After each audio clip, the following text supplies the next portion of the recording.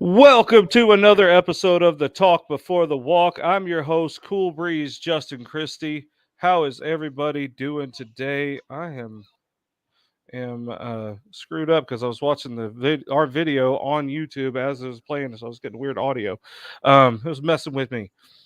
With me, of course, as always, is my tag team partner and co-host of the Talk Before the Walk, El Papi Chulo, James Shelna, along with his sidekick. Introduce your sidekick for us. This is Fluffy Taker. Do your eyes. Fluffy Taker. You see it? Yeah, I can see him. Yeah. He does his Luffy Taker eyes. So Ooh. he's been playing WWE 2K22. So Okay. How do you like that game? I like it a lot. Well, talk to it. I like it a lot. What do you like about the game? It's fun. Okay. He's You heard it right there from the consumer himself. 2 Royal Rumbles. Already. We won the tag team championships last night. Well, that is awesome. Who do you like to play as? What's your favorite character on there? Tell him. It's probably the Rock. Who do you play with all the time on there? Stone Cold Steve Austin. Oh yeah. Stone Cold Steve Austin, because that's the bottom line. Because Stone Cold said so. My man. I like it. Hey, did you hear Stone Cold may be coming back to WrestleMania this year? Yes. Are you excited? Yes. You know, he hasn't wrestled since way before you were born, right? What? He didn't. His last wrestling match was 19 years ago. That's How old are you? It's only 3. How old are you? How old are you? 6. 6? That So, was a long time ago. yeah. He had 13 years before you were even born was before he wrestled. What? Your oldest brother, Andrew, wasn't even born when Stone Cold last wrestled. What? 18. Right. And that's how awesome Stone Cold is, because his legacy is still going on today, even after almost 20 years. Kind of cool. But he may be making a return, so I can't wait to see that. That'll be fun. Yeah. All right. Well, tell him bye. Bye. He's got to go play. Bye, Fluffy Taker.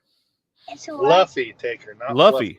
Fluffy. I thought it was Fluffy Taker. No, like he was like Gabriel Iglesias being the Undertaker. With an L. With an Yeah. L. He'd be like, tacos are going to rest in peace. Not the F. Okay. Appreciate you, little buddy. Oh, man. So, James, how's everything been going with you, brother? Oh, man. Busy.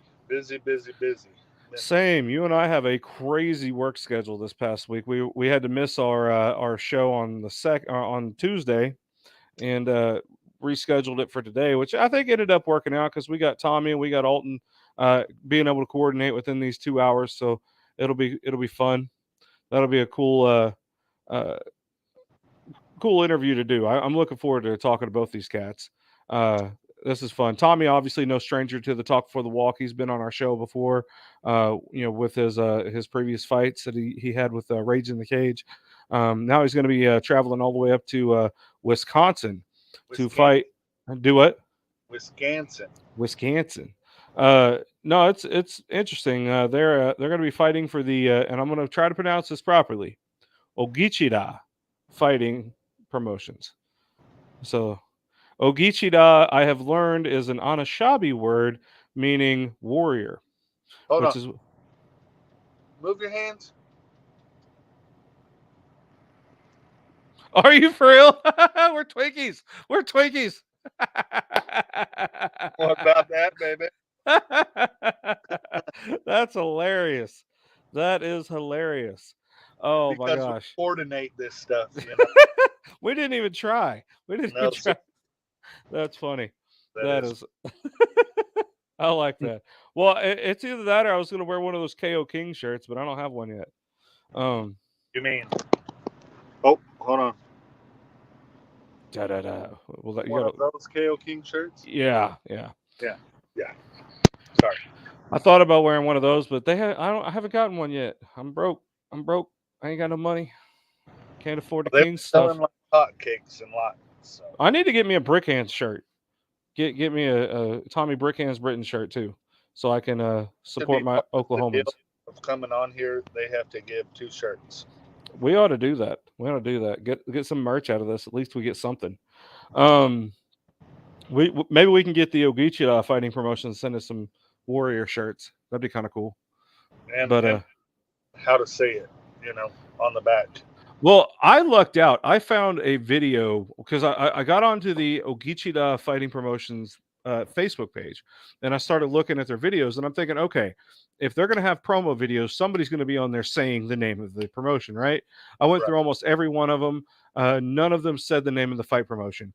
Went to the very first video ever posted on there was the promoter, Chris Hicks. He owns the Ogitchidaa Fighting Promotions, and he said it like 15 times in that video. I was like, okay. And he's just like making sure you can pronounce Ogitchidaa. I was like, thank you. That's exactly what I needed, Chris. I appreciate you posting that video like way back 700 years ago. He will never have anybody replicate him. Probably not. Yeah. But I really dig how, Anishinaabe means, the first people, right? And, it's a Native American tribe, tribal promotion up there in Wisconsin.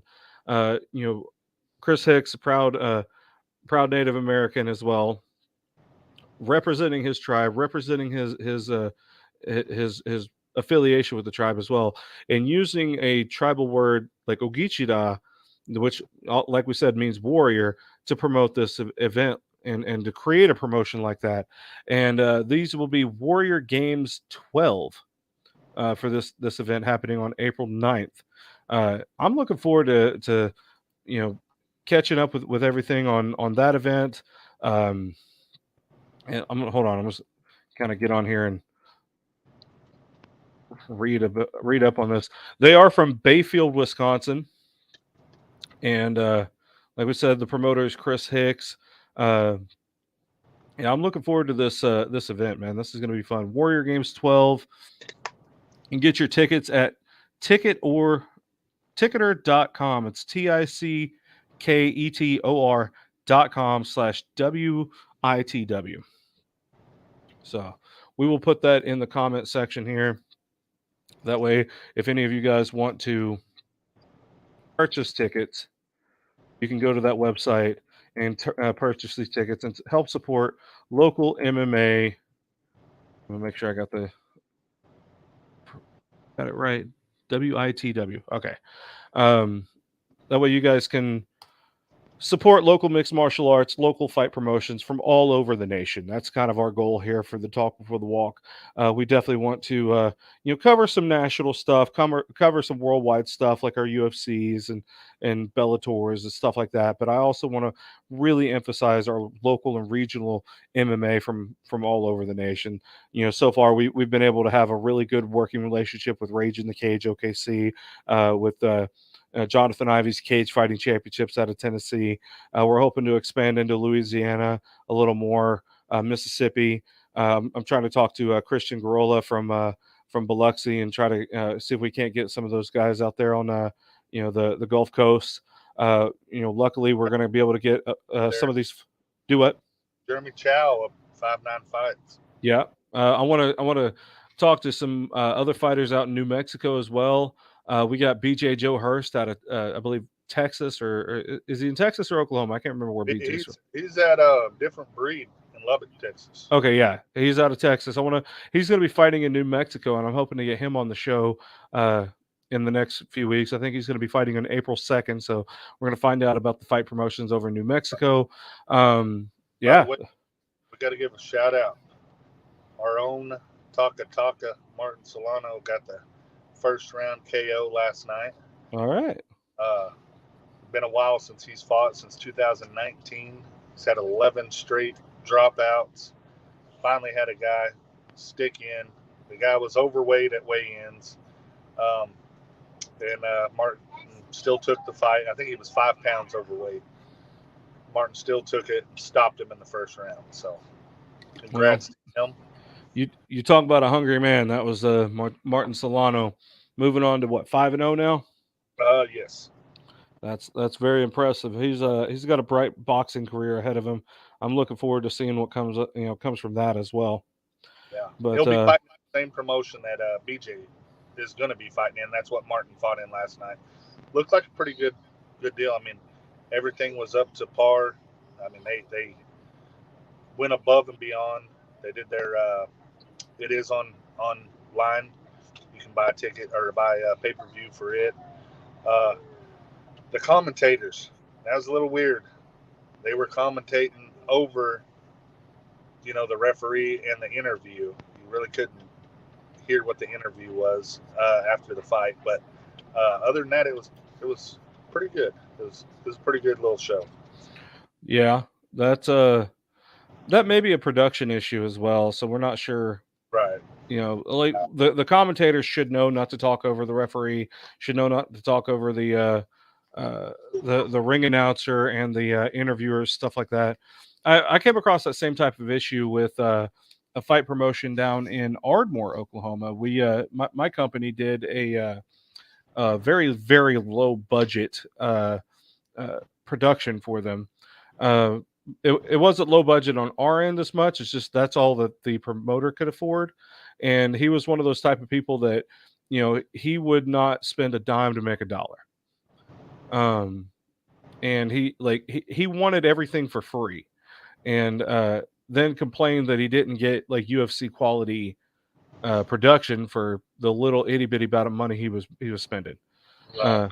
And he thought that was an egregious price. And we're over here, doing.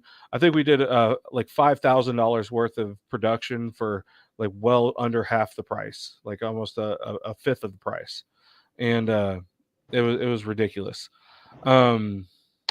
Isidro put on a good show. That's the promoter's name. It was a really good show. I mean, the production was good. They fixed the issues that they were having. But they had it at the New Mexico State basketball court. So okay. It was a pretty good little show. Nice. He didn't lack in the, like you're saying, he put the money in, I guess you could say. Awesome. You might need to talk to him. Might be a gig you can get. I'd like to talk to him a little bit about it. We could come out there and do some good work for him, and we can definitely hook them commentators up with the right amount of coaching and being able to communicate with them and teach them how to not talk over the ring announcer and everybody. They were with The Athletic. Have you ever seen it? Nope. That's the online, like the Fight TV. This was the Athlete or Athletic or something like that. Interesting. We'll have to look into that for sure. I'll do some research on it and see what we can find out. Who knows? Maybe we want to use that service in the future for some of our local promotions as well. Right. We can do cross streaming or all kinds of stuff. So who knows? We'll find out. But I'd like to talk with you about some news coming up or that's been happening lately. First and foremost, I want to read this article from CBS Sports regarding WWE SmackDown this past Friday night. It says Big E suffers broken neck after unintentional fall on his head during WWE SmackDown. Said Big E suffered a broken neck during Friday's episode of SmackDown. He was stretchered off after a terrible landing during the show's opening match. The former WWE champion landed on the crown of his head while taking a suplex outside of the ring. Big E and Kofi Kingston versus Sheamus and Ridge Holland kicked off Friday's episode of WWE SmackDown. During the match, Holland delivered a belly-to-belly suplex to Big E outside of the ring. Big E did not fully rotate to his back and instead took the bump square on the top of his head. Big E appeared to be injured and laid motionless after landing on the ground. Commentator Michael Cole noted that medical personnel were attending to the member of New Day. He shared a video on social media confirming the serious injury suffered while ensuring he would be okay. I'm actually going to share my screen because we can watch this video together real quick, if you don't mind. Share screen. Chrome tab. All right, I'm going to share this real quick. See if you guys can see this. Can't thank all of you beautiful people enough for all of your concern and your messages. It's very heartwarming. I can move all my digits. You see that? That's nice. That's always a good thing. Strength feels fine, but unfortunately, right now they tell me my neck is broken. So there's that. But once again, thank you, everybody. I'm gonna be all right. I'll be good. Don't worry. Go to sleep. Don't worry about all me. But for real, thank you. And I appreciate all of you, for real. Well, there you have it. Were you able to hear that just fine? Yeah, I watched it live when it happened.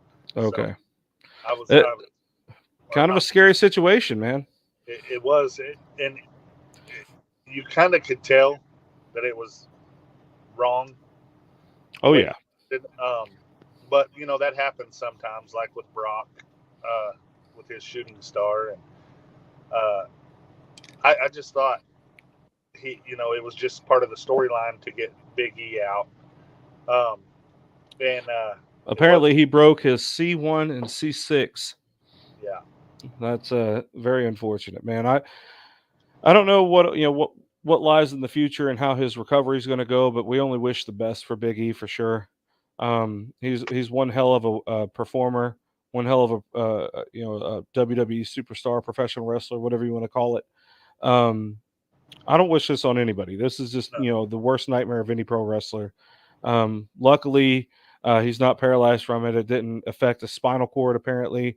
So all our thoughts and prayers are definitely going out to Big E and hoping he has a speedy recovery and is able to come back, just as strong or stronger than ever. So yeah, man, that just kind of some oddball news from the world of WWE. Right before WrestleMania too. Yeah, that's what's crazy. I just recently found out I'm going to get to work WrestleMania. I'm going to be part of the stage crew putting it together, man. Awesome. It is both a dream and a nightmare all at the same time because that is going to be a tremendous amount of work. We're going to be starting construction nearly 2 weeks before the event. So I'm going to be there in Dallas throughout the entire 2 weeks of that, and then 4 or 5 days after WrestleMania. Well, all I ask, take a big suitcase. I need Ronda Rousey brought back. She doesn't know that we're married, and she needs to come back home. What you need to do is send Travis Brown a cease and desist. Be like, listen, that's my wife. Right. She don't know about it, but I'm gonna need you to relinquish her back to me, okay? Right. Yeah, that dude. Yeah, I know it. Get to do that. That's cool. Yeah, it's gonna be fun. I was trying to figure out whether or not I really wanted to do it because it doesn't pay much to do it, but I got to thinking about it. I'm the type of guy that I would go spend money to go to the event, and tickets are on the low end are well over $100 a ticket. Considering hotel, food, travel cost, the ticket prices, merchandise, all this nine, add that up. I mean, it gets to be a pretty hefty price. Yeah. And I'm going to want to go to all the convention stuff, all the independent stuff around the area at the same time because I'm a wrestling nerd, man. When WrestleMania came to New Orleans, I took a trip all the way to New Orleans, and even though I couldn't afford to go to WrestleMania directly, going to walk around the city of New Orleans, meeting all the pro wrestlers that I could.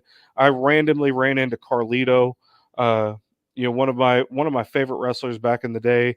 I got to meet Rob Van Dam. I got to meet Jake Hager, and I got to meet Chavo Guerrero. And it was actually funny. We were trying to walk into a McDonald's because my daughter was hungry, and she didn't want to wait for the bigger restaurants that we were trying to get to get some of that good Cajun food. She was just hungry right now. You know how little kids get, right? So we're gonna try to get her some chicken McNuggets or something to hold her over. And Chavo Guerrero is standing right in front of McDonald's, like just right blocking the door. I'm like, hey man, I got a daughter who needs to eat. She gonna whoop you. He's like, hey man, all right, I'll get out of the way. Chavo was kind of cool though, so it was fun. And Rob Van Dam, with his couple of women that he's always got with him, it was fun to see him.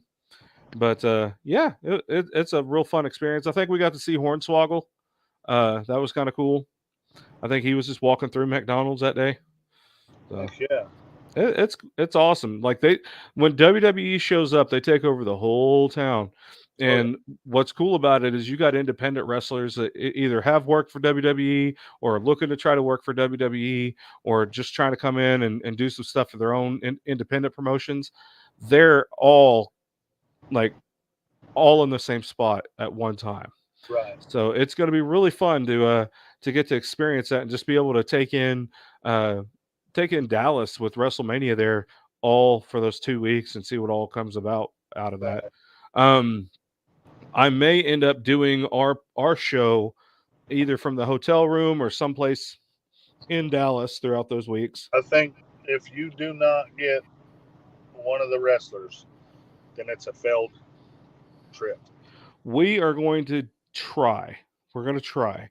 I know somebody we've had on our show before is Super Beast. He has his own promotion now, Dark Arts Entertainment. They are actually going to be hosting an indie show in Dallas that same week. So I may try to get some of them there. If I can get some of the WWE people, for a fact I'm going to try to get those people. Even if I get like a recorded interview and just be able to show that on here pre-recorded, getting something with somebody is going to be pretty fun on this show. So we're gonna do our best to see what kind of media we can get with it, because like I said, this isn't really planned out so far. I don't know who all I'm going to be encountering at the time and whatnot. So this just came about within this past couple of days, me finding out that I'm going. Man, I'm excited. This is going to be fun. It's going to be a lot of hard work. I'm going to be so damn tired. Gorilla tape. You're going to need some zip ties. Are you talking about for Ronda Rousey? Yes. You know she will murder me. That woman could kill me. Hey, you just try. No, man. Don't hit her. Don't no. I'm not gonna hit Ronda Rousey. Hell no. She's too valuable for this world. I'm with you.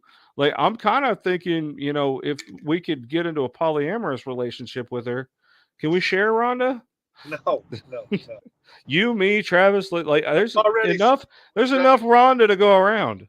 And they don't even know it. So. This is horrible. She would murder us. She would murder us, James. Right. Yeah, I believe that.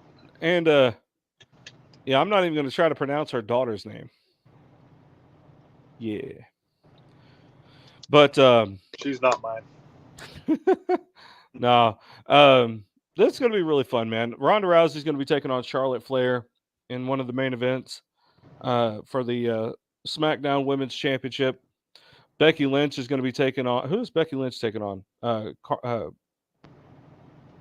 Bianca Belair. So that's going to be fun.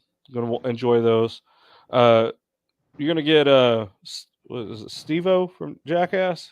No. Johnny Knoxville. Johnny Knoxville from Jackass. He's going to be taking on Sami Zayn. You got Logan Paul's going to be there, teaming up with The Miz versus the Mysterios. So that'll be pretty fun. It's going to be a heck of a night. Stone Cold Steve Austin may be returning against Kevin Owens. And there's a rumor that Seth Rollins may be taking on Cody Rhodes. So we'll see how that comes about. There's no indication that Cody Rhodes is actually signed with WWE, so it's just the internet rumor mill. But who knows? Right. But yeah, man, it's pretty crazy. And speaking of WWE, I was watching another podcast, WWE or What Culture WWE, and they reported on an incident, and it kind of confused me at first because they said former WWE star Cain Velasquez, and I'm like, how do you introduce Cain Velasquez first as a former WWE star when he had like one little like week-long stint in WWE? Right. You know, like give the man his respect in what he has earned. Like, yes, he's been in pro wrestling. He did some stuff for the was it AAA promotion down in Mexico. You know, did some lucha libre stuff. But his what we know Cain Velasquez for is being the former UFC heavyweight champion of the world. Right. You know, one of the baddest men on the planet. You know, to hold that belt. But recently, as you know, Cain Velasquez has gotten himself into some legal issues, legal troubles, and let me see here. I'm actually going to read this article from ESPN to kind of give us an idea of what's going on. For those of you who don't know, UFC heavyweight champion Cain Velasquez was involved in a shooting in Santa Clara County. Good Lord, I can't get that out. He was chasing down a suspected child molester that was that allegedly molested one of his relatives. Allegedly also over 100 times. So I'm going to read this article here. The latest news in this: former UFC heavyweight champion Cain Velasquez was denied bail in an attempted murder case. It says former UFC heavyweight champion Cain Velasquez was denied bail on Monday in his attempted murder case, per Santa Clara County, California court spokesperson. Judge Shailna Brown of Santa Clara County Superior Court said, quote, risk is too great, end quote, to let Velasquez out on bail because of the extreme recklessness of the retired fighter's actions. Velasquez's next court date is April 12th, per Holly Baird, head of communications for Velasquez, Garagos, and Garagos legal team. Velasquez cannot request bail again unless the district attorney adds or drops charges, per Baird. Quote, it is clear to the court that there is clear and convincing evidence that there is a substantial likelihood that release would result in great bodily injury, not just to the named complaining witnesses in this case, but to Santa Clara residents at large, end quote, Brown said. This case involves allegations of extreme recklessness to human life. Velasquez, 39, was arrested February 28th after allegedly chasing down the man, Harry Eugene Goularte, who is being charged with molesting a young relative of Velasquez and shooting a gun into Goularte's vehicle, per the Santa Clara County District Attorney. Another man in the vehicle, Goularte's stepfather, Paul Bender, was hit by one of the gunshots in his arm and torso. Bender suffered non-life-threatening injuries. Says Velasquez's attorney, Mark Garago, said, is there anybody out there who would say to a father that this is not what you should do? He was saying that outside the courthouse on Monday, per KRON4. Is there anybody out there who finds it beyond the pale that a father was not consulted when they released the perpetrator back into the public with $0 bail, yet they're holding Cain Velasquez on no bail? This is why people are disgusted, and rightfully so, with the criminal justice system. Last Wednesday, Velasquez was formally charged with attempted murder and 10 other gun-related charges by Santa Clara County District Attorney Jeff Rosen. Velasquez is facing 20 or more years of jail time if convicted. Velasquez followed Goularte's truck in his own vehicle on an 11-mile high-speed chase through the city of San Jose, rammed the truck and fired a 40 caliber handgun multiple times into the truck, which carried Golarte, Bender, and Golarte's mother, Patricia, according to the DA's office. Golarte, who was not injured in the shooting, is being accused in Santa Clara County of a lewd or lascivious act upon a child under the age of 14. Golarte, who is 43, was released from custody February 25th without bail, against the DA's orders per the DA. He was ordered to stay in home detention, remain 100 yards away from any child under 14, and wear an electronic monitoring bracelet. The child, who is under 10 years old, told a Santa Clara County Sheriff's deputy February 24th that Golarte took him into the bathroom of a daycare center and touched the child's genitals per a court document obtained by ESPN. The child said Golarte said not to tell anyone what happened and that this had occurred 100 times. In the court document, the child said he witnessed other kids go into the bathroom with Golarte too. Golarte has denied any wrongdoing, saying he once helped a child with his pants when he saw the child didn't have them on correctly. Golarte lives in the same building as the daycare center, which is owned by his mother. According to the court document, Golarte's mother told police she did not believe the allegations against her son. Golarte's next court date is a plea hearing April 13th per court records. Says Velasquez is a former two-time UFC heavyweight champion. He retired from MMA in 2019 and had a brief stint in WWE before being released at the onset of the coronavirus pandemic in 2020. Velasquez has been coaching at his longtime American Kickboxing Academy gym in San Jose. Garagos, Velasquez's attorney, has also represented Michael Jackson, Chris Brown, and Scott Peterson. This is from an article on ESPN.com.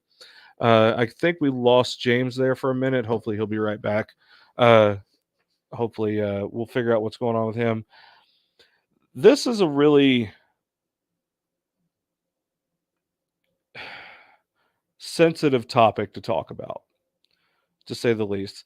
I know I have refrained from public comments about this because naturally, you just like any other father, any other parent out there, my first reaction is the same as anybody else's. Just yes, the child molester needs to die. It's just a public outcry that I think a large majority of anybody who is has a solid family respects kids being kids, and absolutely hates and deplores anybody, any pedophiles, child molesters, whatever you want to name them. There's absolutely no mercy that I think needs to be shown to anybody that does that to a child. With that said, there's actually another statement, I think, by Joe Rogan. And let me go back to this because I got to find it.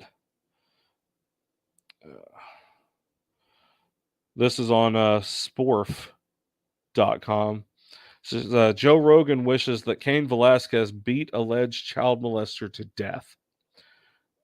I'm not going to read this entire article, but says Joe Rogan has voiced his support for former UFC champion Cain Velasquez, who is accused of attempted murder on an alleged child molester. Says the MMA fighter was arrested. We already went through all that. Yep, that's pretty much it. I'm not going to get too far into this article. Just kind of went in a little bit more of what we just discussed with Cain Velasquez, but I could agree. Like I could agree with Joe Rogan on this one. There's literally, I don't think any law in the world should protect a child molester. With that being said, there is a huge group of people that wants to free Cain Velasquez. And I understand the rage from Cain Velasquez in that situation. But I think the big question mark of the whole ordeal was that he didn't actually shoot the child molester.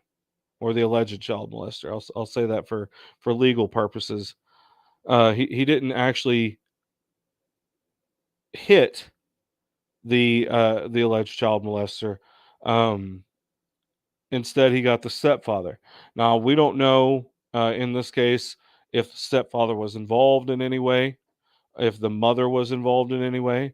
The From that previous article on ESPN, if the mother is defending her son and doesn't believe the alleged charges, one could only assume that they're either protecting, trying to protect the her son, or is in denial, or heaven forbid even be a part of it. Um, I hope none of that is the case. Obviously, the welfare of the child needs to come first. Um, I originally wanted to do this segment, partnering up with James, who obviously is a father as well. I don't know what happened to him. Let me give him a call real quick and try to find out if he's going to be coming back on. Give me just a second. I'm actually going to play a brief break from one of our sponsors real quick. Presenting Gangster Finance.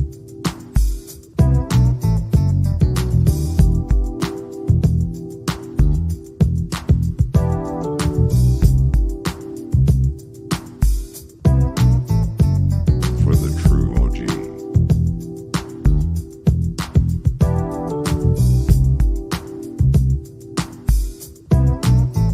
Gangster Finance. All right, we are back from that. I tried calling James. He wasn't able to answer. I don't know what's happening with him. For those of you watching at home, leave a comment below. Tell us what you think about the Cain Velasquez story. What all's happening there? What you think should happen? I don't want to comment too much on it because it's still a current legal, ongoing issue. But I want to say that from my perspective, my thoughts and prayers and condolences in every way are going to Cain Velasquez and his family right now. I know they're going through a really tough time. To be able to be put in a situation to where you are enraged so much that you go on a damn near a shooting spree, trying to get to a somebody who is attacking your child. My heart goes out to him. I know that's got to be probably one of the roughest things any man has to ever go through. And I think personally, this may sound like a joke, but it ain't. I think the only real crime here is that his aim wasn't better. But I like what Joe Rogan said. Maybe he should have just beat the guy to death. At least there he wouldn't have had any missed shots. We at least know that Cain Velasquez's aims with his punches is a lot better than his pistol, for sure. But yeah, it's a wild time. It's a wild time. I don't know what happened to James. We're gonna move on to another topic of discussion. We've got quite a few fights coming up. This is the Talk Before the Walk. We have a bunch of MMA happening all over the country right now. We've got the Ogitchidaa fight promotions coming up. Kind of give you guys an idea of what is going on with that. I'm going to kind of read through a little bit of their fight card happening, including our guests for today, Tommie, Britton, and Alton, Cunningham. Get through these a little bit. Let me find their posts that they've made. They have a match between Jose Guerra and who's taking on Matt Gaffney. It's basically a striker versus wrestler. That's going to be a really fun fight. That'll be at the featherweight division. It's going to be pretty awesome, man. They're pretty much virtually identical as far as their height and weight. Age is only a three-year difference. We have Alfonso Bell fighting out of La Crosse, Wisconsin, taking on Nick Hawkins fighting out of Madison, Wisconsin. Big age gap here. They're both making their debut at 170 pounds at welterweight. They're the same height, 5'9". But the only difference is the age difference. Alfonso Bell's coming in at 35 years old, and 11 years younger is Nick Hawkins at 24 years old. He looks like a stud. Alfonso looks pretty tough as well. We're going to find out who the better man is there. Both of them making their debut. Trying to scroll through these a few times. One cool thing about the Ogitchidaa fight promotions is they're constantly putting out promo material as well. Trying to get. Oh, here's the fight card. Here we go. Warrior Games 12. You got Daniel Fortin, who most of y'all know is Jason Bourne from here in Oklahoma, is taking on Donald Tortolot out of Wisconsin at 205 pounds in the light heavyweight division. Juanito Sanchez fighting out of Minnesota is taking on Dylan Stank out of Wisconsin at 145 pounds in featherweight division. Isaiah Maez from Wisconsin is taking on Taurus Welsh from Wisconsin at 155 pounds lightweight division.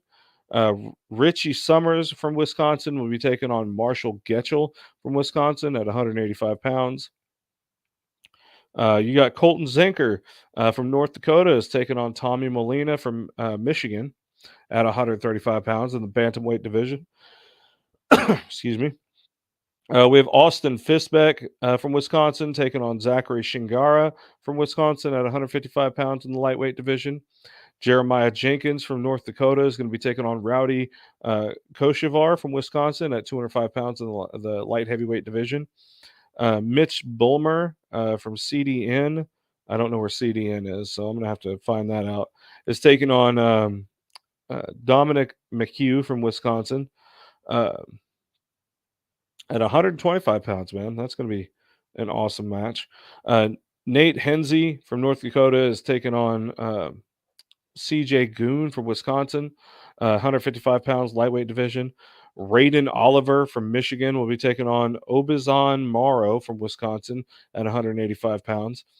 Isaiah Spitzer from North Dakota will be taking on Josh Wood from Wisconsin at 155 pounds lightweight division. Medusu Koromo from SL, I'm not sure where that is going to be taking on Shaylin O'Connor from Minnesota at 155 pounds. I wonder if that's St. Louis. I'm not sure. We're going to find that out later. That'll be in the lightweight division. Patrick Keepers from Wisconsin to be taking on Mitchell Connor from Wisconsin at 175 pounds. Dylan Schoenfield from Iowa will be taking on Tim Dunkel from Wisconsin at 205 pounds, light heavyweight division. John Turry, again from SL, I'm not sure where that is going to be taking on Nathan Elm in a lightweight title fight for 5 rounds. That'll be interesting. 155-pound title fight. Then they're going to do an intermission, and I guess moving on to their pro card, Rich Wolf from Wisconsin will be taking on Jordan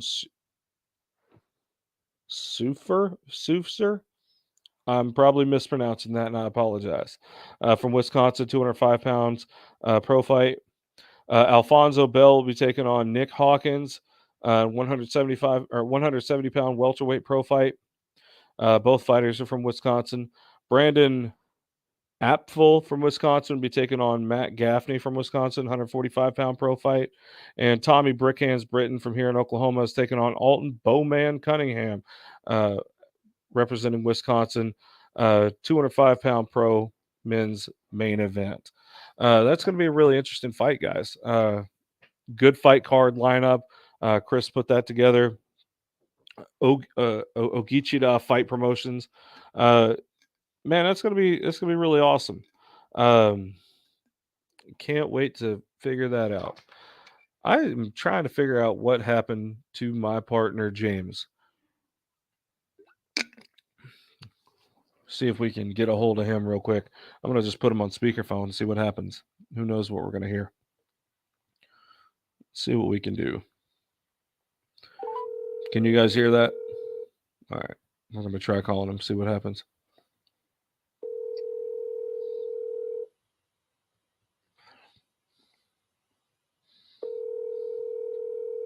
He may not answer.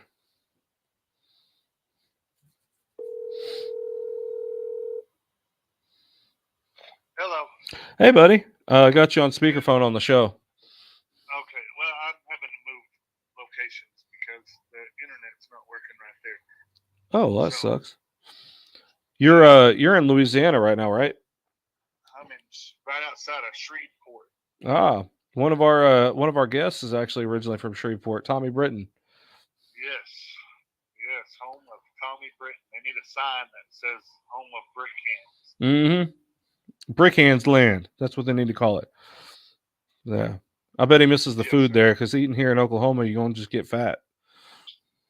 Well, the food here, I'm telling you, every seafood place I pass by, I'm just mouth-watering. Mm-hmm. Oh, yeah. Absolutely. So, have you been able to watch any of the show, what we've been talking about here? No, I had no signal. I lost you. I don't know what the heck happened. Okay. And then I seen another guy standing outside his truck messing with his receiver or his internet. And I was talking to him, and he said his went out. Just boom. Wow. So I don't know if somebody hit a pole around here or what, but I'm gonna move down the road and see. I didn't have any phone service or nothing. It was weird. That is crazy. That is So, crazy. I went and looked at that place to see it only had one bar where I just pulled out of. So Wow. yeah, Louisiana doesn't have very good signal. Phone signal. That's true, So I apologize. especially in that area. I've been through there many times. No, we were talking about the Cain Velasquez situation. Apparently, the judge has denied Cain Velasquez bail, claiming that he is an extreme risk to the public safety and to one of the witnesses. We did find out that the judge, I'm not sure if it's the same judge or not, but granted the release of the alleged child molester. I believe it's a different judge. Is it a different judge? What I'm understanding. Okay. Yeah, it's a totally different judge. But the what I think that really grinds all of our gears a little bit is that the alleged child molester was granted a release without any bail, not having to pay, not paying anything, and Cain Velasquez is completely denied bail. And what are your thoughts on that? Well, I watched the hearing, and my thoughts, and I'm sure there's a lot that agree and a lot that disagree, but I mean, my thoughts are he should have never gotten to that point. The only reason Cain took it into his own hands was because they released him. You know that they'll keep you in jail for small stuff. You know, stealing gum from a store if you don't have bail money. You know what I mean? But you can molest a kid over 100 times. To me, that just doesn't sit right. And what would they do? You know what I mean? That's a question you should always ask. What would you do in that situation? He called the cops like he was supposed to. A lot of us think he shouldn't even had to do that. He should have just, but it is what it is. I believe he'll get bail eventually. He's got Mark Garagos, who is good. I mean, he got Casey Anthony off. He can do that. He can do anything. Apparently, he was also Michael Jackson's attorney, Chris Brown's attorney as well. Yeah. So he knows what he's doing. I think this judge is afraid that if she releases Cain, he'll go over and kill him, and then she looks like an idiot. Right. But, and if I'm not mistaken, both of them are in jail, correct? They rearrested the sex offender? I don't know about that. I think that person's actually still at large. But I think what I'm understanding from the article I read on ESPN, the alleged child molester was he has one of those ankle monitors, the electronic monitors, whatever, that he's not allowed to leave or whatever. Do what? I said, and they couldn't put one of those on Cain. I agree. You know, to me, the ankle monitor does nothing. Yeah, they can monitor you till you don't want to be monitored. Pretty much. You know, and if he wants to go and molest another kid, well, what's he? Do they think he's going to leave the monitor on while he goes and does it? No. Right. I think it's a messed up situation. I feel for Cain. I think Cain did exactly what any dad would do. A lot of people thought it was like a relative. It was his son.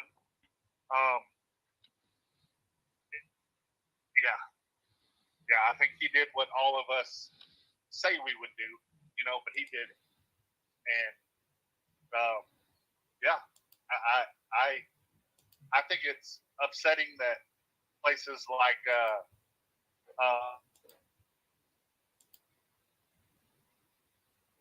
for him.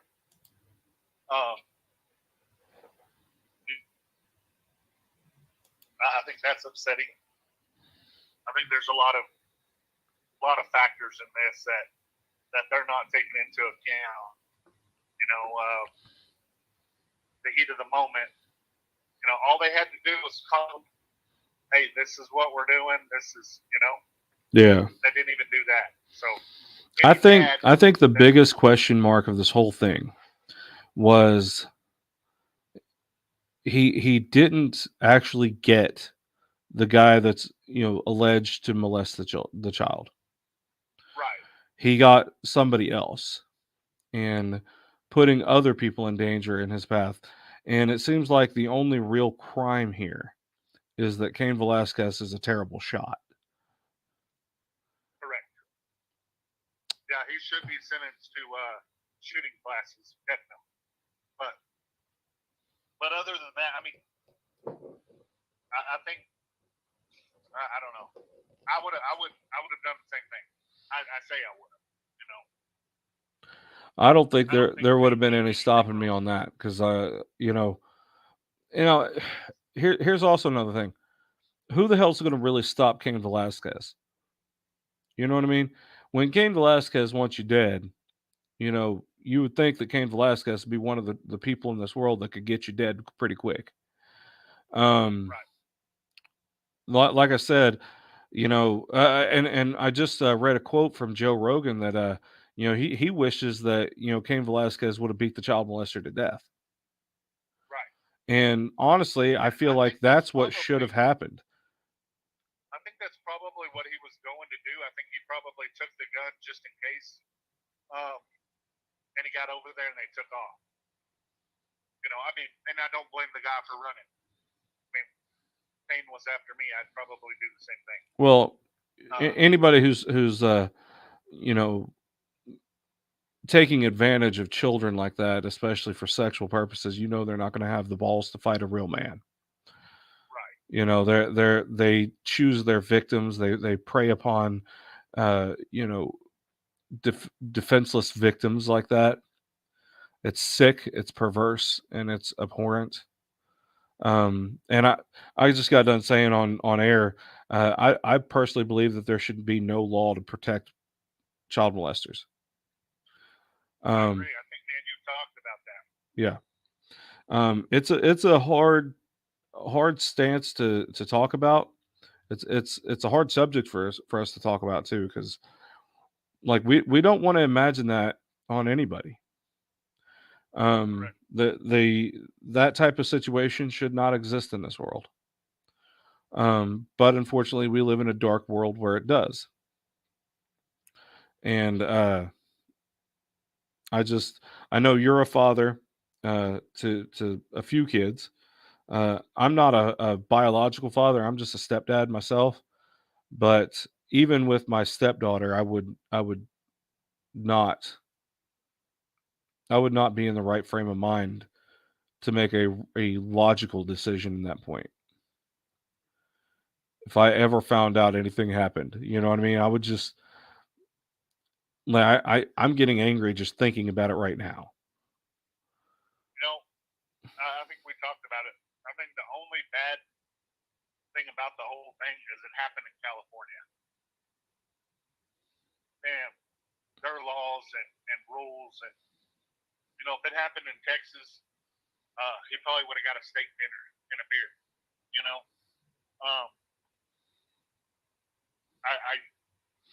That's a bad situation for him there. But it's unfortunate he hit the stepdad or dad or whatever.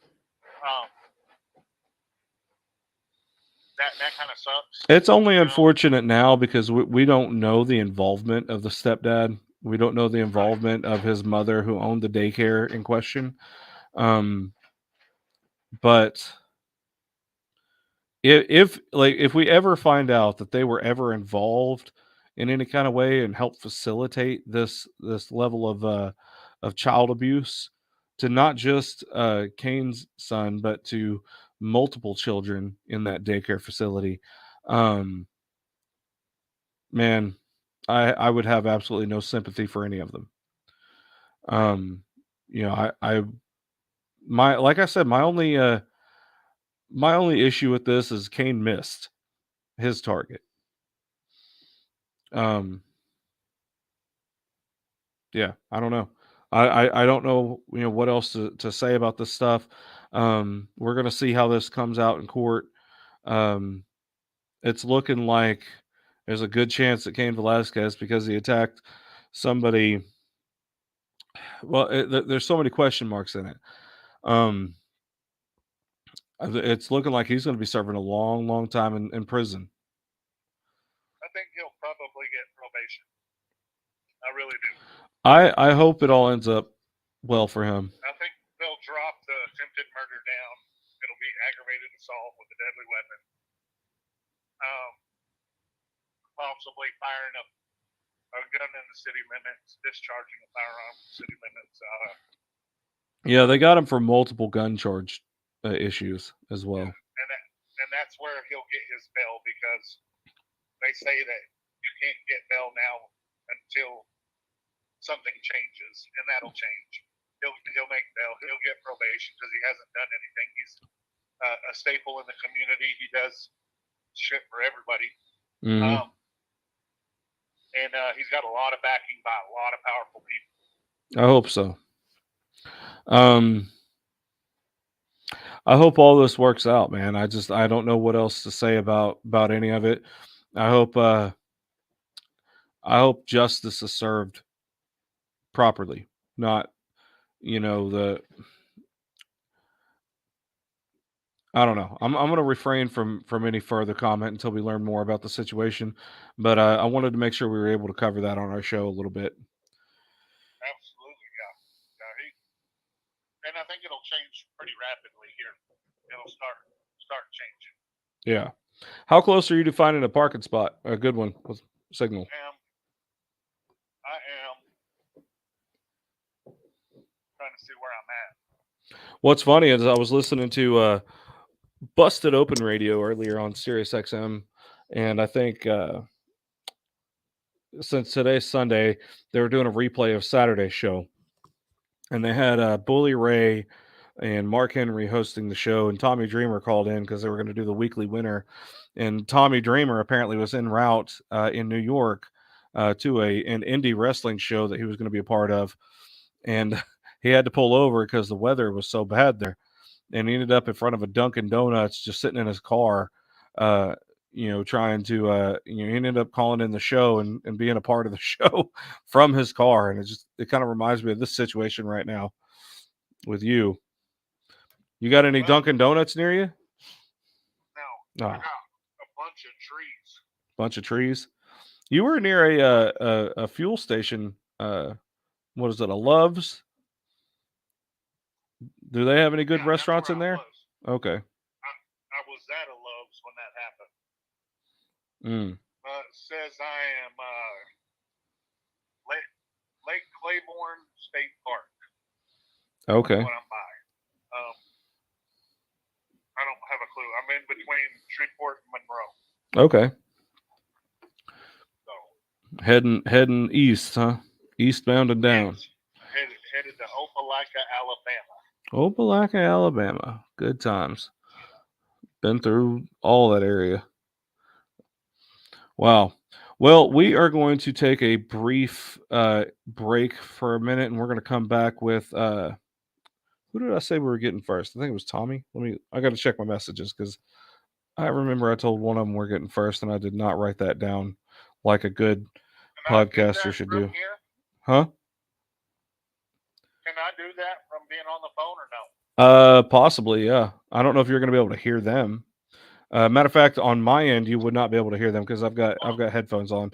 Everybody can hear you through my microphone. I'm gonna see if I got enough signal to lock in. I mean, it'll probably go in and out. That's fine. We'll do our Let me best. try. Yeah, we'll do our best. I'll get off the phone with you, and we're going to go to break real quick, and we'll see if we can get you back on with Tommie Britton will be first at 3:15, and then we got Alton Cunningham at 3:30. So we will be ready to go. All right. We'll be right back, ladies and gentlemen. Presenting Gangster Finance.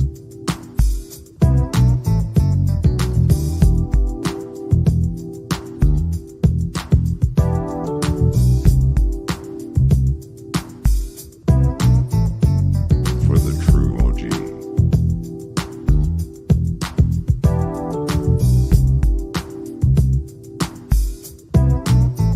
Gangster Finance.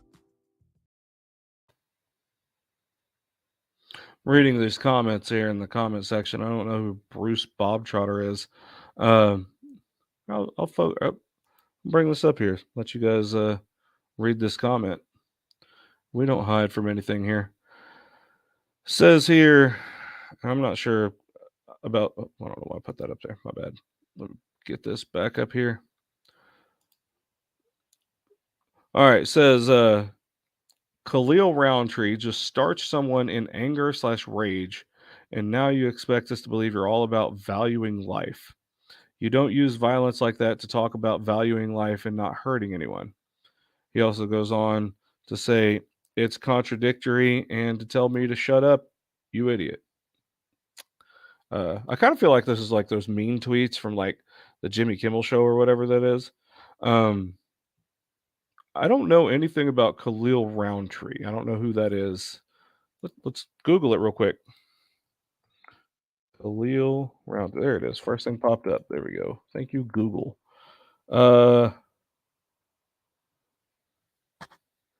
See if there's anything about what's going on with him.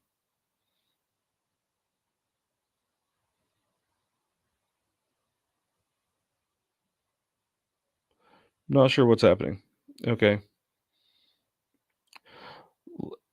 So Khalil Roundtree just beat Carl Robertson on UFC Fight Night last night. And round 2 KO, 25 seconds. All right, that's that. Maybe that's what he's talking about. I didn't know which segment this gentleman was referring to us about.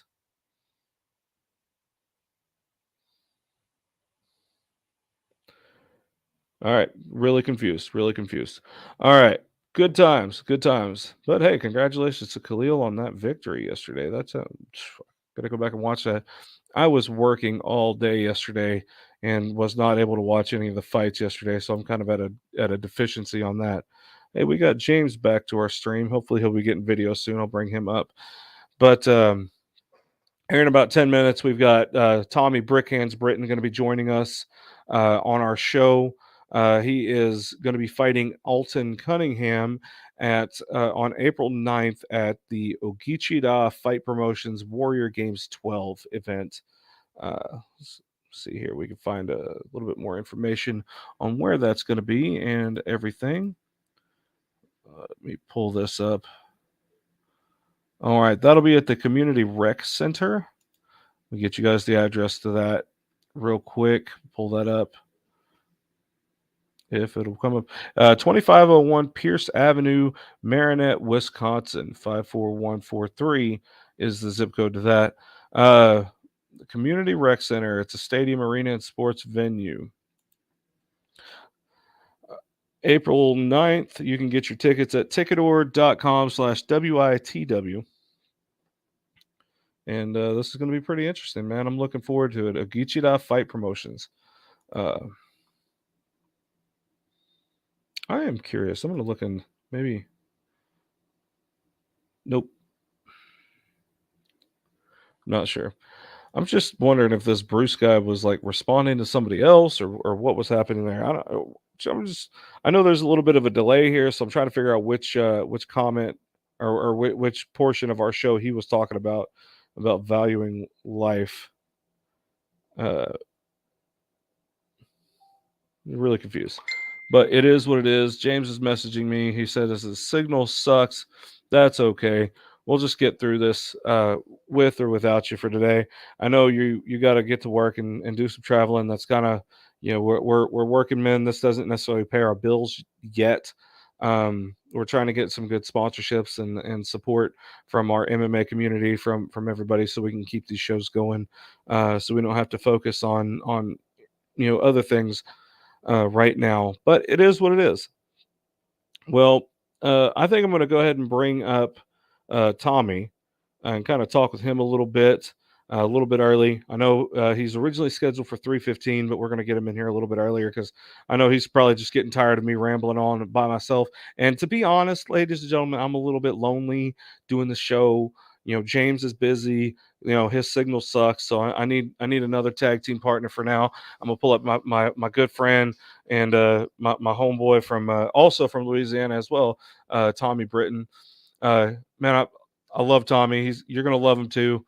If you haven't heard this man talking and listening to him, you're gonna figure it out here in just a few minutes. So without further ado, please help me welcome back to the show Tommie Brick Hands Britton.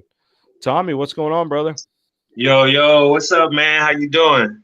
Man, I am hanging in there like a hair in a biscuit. Real quick, can you turn your phone horizontally? We can get you full screen on this thing. Oh, there you go. Now we can see you a little bit better. Angle it up towards your face. There we go. right, My man, now you're full screen. There Full we screen, go. Tommie. yes, sir. There we go. Yeah. What has been going on in the world of Tommie Britton? Man, I just been chilling, relaxing, training. I just left Alabama, lost by decision. Cooked up with Chris, and we got this fight right here together. So other than that, man, just fighting. Hopefully, I can get like 4 more fights this year. But other than that, man, just fighting. That's it. Right on. Tell us a little bit about that fight in Alabama. How'd that go down? I heard there was a little bit of controversy there. I mean, the fight originally went down. It was with Gerard Trice, the guy I fought in Bellator, where I made my professional debut. I mean, he originally had an opponent scheduled, but I guess that opponent dropped. And by Gerard being a high caliber fighter that he was, it was hard to find a fight. But I was like, man, sign me up. So I got with Mr. Willie Evans out of Alabama. That was amazing too. Shout out to Willie Evans, American Fight League. That was an amazing event.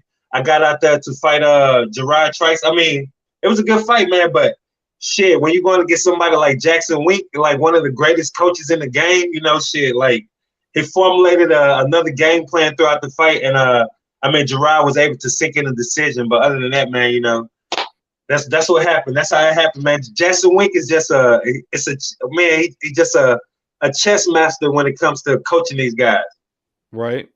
Hell yeah. You fought Gerard Trice back in 2016 in Bellator 167. He ended up winning a majority decision against you. What was the difference in fighting him then and then fighting him again back in November? Well, the first time I fought him, I was just coming off my amateur career. So as far as like being in the sport and being at that level, I really didn't know too much. I really wasn't ready. I was more aggressive. I wasn't as fluid as I was the second time. I mean, shit, this was my first time as a professional. So when I'm getting picked up and get slammed to brace the fall, I thought that you should go limp, you know. And the commentators and everything, they didn't understand that. So shit, at that time, I just didn't know enough. But the second time around, you know, I mean, it was still kind of like the first fight. You know, Gerard Trice is amazing. He's a All-American, 3-time national division champion, Division I from Central Michigan. So shit. I mean, I stuffed a couple of takedowns and not to get submitted or ground and pounded by a guy like that shit. I'm grateful, but like I said, I gave him everything the first fight and the second fight, but the second time around it was just more fluid. But you know, shit, I was asked if you go back and watch the film, it's on American Fight League's page. Shit, if you ask me and you ask our team, shit, it was me the first and second round, but because he wasn't wrestling, you know, the first and second round, he wasn't really wrestling too much. But shit, when Jackson Wink got in the corner with him and they switched up the game plan, they went from wrestling to mixing it up with obliques. Shit, I wasn't ready for that, man. But like I said, though, you know, it was a hell of a great fight. We went out to the Alabama, and as always, we put on a hell of a show. It was a 5-round fight. Originally, it was a 3. Originally, it was to be honest, it was a damn fight. It was my mistake. I signed the damn contract. I signed the damn contract, and it didn't even have how many rounds was gonna be in the damn contract. It was it was my fault. It was my fault. But shit, like I said, man, it wound up shit. I'm at the weigh-ins. They bring a goddamn belt out. I'm like, oh shit, because you know, if I would have known it was a 5-round fight, I would have trained 5 rounds. I mean, we do that anyways, but I would have put more intent than championship. Knowing what you're walking into, you know, is very helpful, especially in this game. If you're going to be put into a 5-round title fight, that's a little bit different strategy than going into a 3-rounder. Like you know you can you know, you wait till the later rounds, take your opponent into deep waters, not gas out as quickly. You know, whereas you're coming into a 3-round fight, you know, you're going to put more effort into, you know, the second or third rounds. You know, thinking that's going to be it. You're not going to be, you know, having that extra length of strategy that you're going to be taking into a 5-round fight, to where, you know, obviously your opponent, you know, knew it's a 5-round fight and was able to, you know, employ that strategy with you and win that decision that same way. Well, I'm be honest. I'm be honest with you. He didn't know it was a shit. We was in the fight 3rd round. Shit, the goddamn referee didn't even know it was a damn 5-round fight. We both in the cage. Shit, we looking across from each other. The goddamn ring girl hopping in the cage. It's round 4. So shit, I mean, man, we put in 2 more rounds, and like I said, it was I mean, like I said, if I would have known it was a 5-round fight, I could have implemented a better game plan. But shit, you know, I lost by decision, and man, we went to Alabama. I love Alabama. We went to Alabama. We put on a great show. The crowd, man, it was Alabama fans. I love them. I fucking love Alabama. Amazing. Yeah, most definitely. Yeah, I absolutely love going to Alabama, Mississippi, Georgia, Louisiana. Mm-hmm. You know, that's all home. That's all home. Oklahoma shit. Oklahoma here, yeah. We already know how the Oklahoma MMA scene is. You and I both. You're a damn rock star here. So like, yes, sir. I can't wait till you get another. I try to tell everybody this. I mean, like, I try to tell everybody around here. You might get this, but when you put me on the show, I'm coming to fight 110%. I'm giving everything I got. I don't give a damn who it is. If he in my weight class, sign him up. I'm not running for nobody. I'm not picking and choosing. I'm not saying I'm the best. These guys out here, I'm the best. I'm this, and the third. I pull up your record. Look at the quality of the people you fighting. Who are you telling this? What Kool-Aid have you been sipping? Why are you believing this? But for the most part, I keep quiet. But I'm always watching, though. I'm always watching. Totally get it. You got this fight coming up with Alton Cunningham, April 9th. You have still yet, in all of your fights in your entire fight career, nobody has finished you. The only losses you've ever taken were from decisions. And I've voiced this on this show. I've voiced this on anytime anybody asks me about this. When you lose a decision, you didn't lose the fight, you lost an opinion. Yeah. back in the day, before there were rounds, before there were time limits, you would have fought till you dropped. Oh yeah. And I feel like you're the type of fighter that you're not going to drop. And it's not necessarily that I'm gonna drop or get submitted. It's just it's a fight. And I say this shit all the time. I'm always saying to myself, how the hell does a guy go out there and get submitted in the first round? Like, how is this shit happening? Like, when I'm fighting, I'm literally putting my life on the line. I don't mind passing away in that cage. When I'm in that cage, I'm a rabid dog. This shit is volatile. This shit is unpredictable. So with that being said, when I'm in that cage, I'm ready to go. This shit violent. This shit wild, bro. You know what I'm saying? Like, I mean, hopefully your coaches taught you the basics. Hands up, chin down, bite on that mouthpiece, and let's go. Because, man, when I'm in there to fight. I'm not worried. I don't give a damn about winning or losing. I'm in there to give 110% every time. When the fans come, I want the fans to be like, oh, my God, this shit is wild. This is crazy. I mean, blood can be splattered everywhere. I'm giving everything I got. I'm not going out easy, bro. I don't give a damn who you are. And I done fought tough competition. I don't give a damn who you are, bro. I mean that. Yeah. Now, with that being said, you have yet to be finished in a fight. Your only losses have come to decision. And this is not the first time you've been put in this situation, but you're fighting a person who has 100% stoppage wins on every win that he's had. His only losses have come, I think, on Dana White's Contender Series against Bevan Lewis. He lost to knees from a clinch back in 2018, and he recently lost in 2019 by a unanimous decision in the Contender Series as well. Other than that, he's won constantly with knockout strikes. I don't think he's done any submissions. Let me look. Nope, just all strikes, knees, punches, doctor stoppages.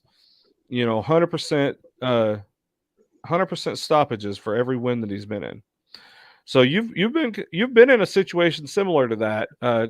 Recently against Lamont Stafford, well over a year ago, actually. I say recently, but that was a while back. You were in a situation where there was a big question mark. At that point, you still haven't been stopped. Your only losses have come to decision against a guy who had a record, a state record for the fastest knockout in the state, and you took him to decision for the first time in his career. Tell us a little bit about your perspective of that fight. And what you've done since then. I mean, it's been a year and a half pretty much since y'all fought. How much have you improved your game since that fight? Well, going back to that fight, man, like I said, Lamont is hella dangerous. Like one of the most dangerous motherfuckers out here. That's factual. I mean, like I said, that fight right there, watching, like you said, if you go back and watch every one of Lamont's fight, Lamont don't do no grappling. Lamont knocking these guys out. He fighting. So it was my mistake, bro. Championship fight, you know what I'm saying? I'm like, this guy, knockout artist, he knocked everybody out. So for the fight, I just prepared stand up only. So when I got out there, like I said, he's a dangerous striker, rocked me. But I gathered myself together. So shit, from there, when I gathered myself together, I'm thinking, shit, it's gonna be a battle. But shit, the grappling wrestled the shit out of me, man. That grappling came out of nowhere. So with that being said, then I go back and watch a couple of these championship fights where I see Ngannou grappling and all of this shit. I'm like, man, in this game, even if you are dangerous striker and as much as you want to strike, when you get on these guys' ass, you hit them hard enough, they're gonna fucking grapple. So with that being said, at our gym every Wednesday, it's just dedicated to fucking grappling. You know what I'm saying? I mean, I wrestled in high school. People think that I don't know how to wrestle. I just choose not to wrestle. I feel like the shit is, I mean, you can win a fight, but look at the extent, the limits you go into. Some of these motherfuckers just wrestle you to fucking lay on you. They don't fucking submit you. They're not grounding pounding you out. They just laying on you. Then I had some commentators one time saying I was at fault for the fight being fucking boring because of what the fuck you want me to do from the bottom. I'm doing my job. stalling this guy up so the referee can stand us up. He took me down. He ain't doing shit. So like I said, I mean, you know, from the first fight to the last man, I'm just prepared for the grappling. But as far as standing up, I'm always swift, unpredictable because this shit is volatile, man. This beautiful, dangerous sport, art, whatever you want to call it. So shit, we've been grappling, so I'm ready, man. Like I'm ready. Like I know Alton is number one guy to West Coast. I know that. I like these fights. The reason I like these fights because the higher the competition, the more beautiful the fight, the more beautiful the dog come out. When you fight somebody dangerous, you know what I'm saying? You can't play around. I don't come to play. So shit. From the first fight to every fight to this fight right here, you know what I'm saying? Like I said, I have learned to grapple, but I'm well, not learning to grapple, but I have been grappling more. But shit, I'm just gonna fight. Bricks coming to fight. Hands, chin down, hands up. I'm ready to fight. Shit, ain't nothing changed. What can we expect to see from you in this fight? Are you doing anything special to prepare for this fight? Any special training, cardio, you know, game plans? Are you working with anybody? Yeah, hell yeah, but hell yeah, because like I mean, with this, what a lot of people who don't fight, just fans don't understand. What if you cut weight late, your cardio gonna be fucked up. If you're not working on cardio, your cardio gonna be fucked up. If you're not grappling in the gym, getting adjusted to that grappling cardio, having somebody slam you down constantly up and down, you're gonna have fucked up cardio. So with that being said, I've been working on that. And, you know, I've been noticing a lot of things too. Just my philosophy. You know, us as fighters, we like to say 100% every day in the gym, wear ourselves out. That's what we believe. But we wear ourselves out so much that shit, when we try to rest, the rest don't do us. It don't benefit us at all. So what I've been doing is I've been mixing it up. I go to the gym, TLC, or I go to 10 gym, work on my calisthenics. I'm running the battle rope. I'm in the sauna. For the most part, it's a mind thing. Because like I said, man, you find these guys dangerous, man. Every guy in this sport is dangerous, bro. So with that being said, you gotta be cautious. You know what I'm saying? You gotta be patient, man. So that's basically all I told you is what I'm bringing to this fight and what I'm doing here, man. Awesome. Well, do you have anything you want to say towards Alton Cunningham before we get you guys a virtual face-off? Not really say anything. I mean, when I see him at the weigh-ins, I mean, shit, as us being both professionals, for us to put on a great show, shit, I'm a competitor and an entertainer. So at the same time, I mean, the money is cool and all this shit, but shit, I love fighting. This is natural to me. You know what I'm saying? Wake up out the bed, beat a motherfucker up, whatever, this, and the third. But other than that, as it's been professionals, man, let's go out there and give these fans in Wisconsin shit a show to remember forever. That's awesome. And shout out my boy Chris Hicks, man. Appreciate you for linking this up, man. Shout out to that. Chris Hicks has been putting on quite a few shows in you know the northern area. Yeah, he's a hell of a fight promoter. Oh yeah, definitely. A hell of a martial artist himself, actually. I'd like to get him. Yeah, he won the heavyweight title, just won the heavyweight title. Shit, shout out to all my promoters. Shit, shout out Mike Crawford, Summer Seaboard, Willie Evans. Shout out Chris Hicks, man. Shout out Justin Christie. Shout out James, man. You know what I'm saying? Shout out Oklahoma. Shout out Louisiana. Shout out to Wisconsin because we're on our way to Wisconsin. Green Bay Packers my favorite team. So guess what, Justin? With that being said, you know we got to stop by the Green Bay Packers Stadium. Like like traveling on the road to fight. Like this shit is beautiful to me. You know what I'm saying? Like I'm excited too. I get to be by the Cowboys Stadium the next few weeks here in a little bit. I'm setting up the stage for WrestleMania, brother. I heard that and I was like, damn, you know, like small things like that, man, that makes us happy, man. I get to be backstage at WrestleMania for like the whole time, and it's gonna be wild, man. I'm like, make sure you take a lot of pictures, bro. Like normally I wouldn't, but like that's a once in a lifetime thing for me. Like I'll probably never ever get to go back and do that again. So, if you don't fan out, I don't think we can talk. If you don't become ultimate fanboy around all these WWE superstars, I don't think I want to talk to you. Normally I don't. Normally I try to stay like on the level, you know. But I think I'm going to be able to kind of just take it in. I'm going to take it in. You know what I mean? I'm going to take the pictures. I'm going to keep that memory forever, and I'm going to try to host our show, the Talk Before the Walk, from that area. I was joking around with my sister yesterday. I was like, how cool would it be if I did it inside AT&T Stadium as we're constructing that thing? like get off work and be like, all right, guys, we're here live from AT&T Stadium at the set of WrestleMania. I don't know if I can pull that off. I'll probably get fired if I do. I mean, But if you did and like kind of put it on YouTube, I'm telling you now, I would go watch it. I would share it, go watch it, all of that. I'm gonna try to take as much video as I can and edit that and kind of give us a little bit of a video montage, I guess, on the show and see what we can check out right before WrestleMania. I'm pretty sure I'm gonna have an NDA where I can't show the set until they debut it, but it'll be fun. But yeah, man, go check out Packers Stadium. Oh yeah, That'll be fun. That'll be a dream come true for you for sure. You got always. any friends, family, teammates you want to give sponsors you want to give a shout out to real quick? Oh yeah, shout out to my TLC family. Shout out to my boy Matt Cole, Mr. Make It Happen. Shout out to my boy Juan Hernandez. Shout out to my boy Zane. Shout out Tavon. Shout out Sage. Shout out the whole TLC members, man. Shout out Territory Cannabis, one of our sponsors. We got plenty more. I would have to read them out, but those are my shout outs right there. There you go. There you go. All right, brother. Well, I'm gonna put you backstage. I'm gonna get an interview with Alton Cunningham, and then I'll bring you guys both back up for a virtual face-off. You know how the show goes. That's the beautiful part of this thing. We'll get you guys on here and get you talking for a minute, and then I appreciate you being on the show, brother, and we'll talk to you here in just a minute. All right. All right. Thank you. Thank you. All right, guys. You heard right there from Brick Hands Tommie Britton. I said that wrong. It's Tommie Brick Hands Britton. You got to put that in the middle. Either way, he's a bad dude, man. Like I said, he's never been stopped, never been finished, even by people who have set records in their knockouts. He's going to be taking on an incredibly tough opponent who is just recently coming off of a knockout victory against Brian Imes, former